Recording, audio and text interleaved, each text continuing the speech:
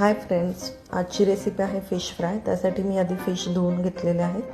त्यासाठी आपण वाटण करून घ्यायचं आहे। आलं, लसूण, ओलं खोबरं, थोडासा पुदिना, कोथिंबीर, सुक्या लाल मिरच्या, धणे, जिरे आणि हिरवी मिरची। तर ह्याचं सगळ्याचं आपण हे वाटण करून घेतलेलं आहे। फिशला मी अर्ध लिंबू पिळलेला आहे। चवीप्रमाणे मीठ, आपल्या चवीप्रमाणे लाल तिखट, हळद, धणे जिरे पावडर आणि कोकम हे सगळं टाकून जे आपण वाटण वाटून घेतलं होतं ते 3 टेबलस्पून वाटण यावर टाकलेलं आहे।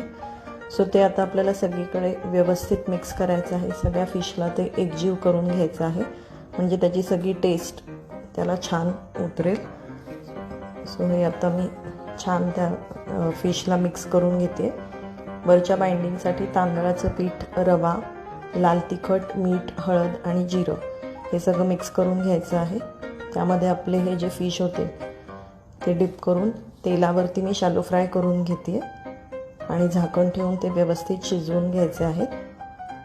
तर आपलं फिश फ्राय तयार झालेलं आहे। अगदी टेस्टी आणि इझी रेसिपी आहे, नक्की करून बघा। आणि अशाच रेसिपीसाठी माझं चॅनल फॉलो करा आणि यूट्यूबवर सुद्धा लाईक, शेअर आणि सबस्क्राईब करा। थँक्यू।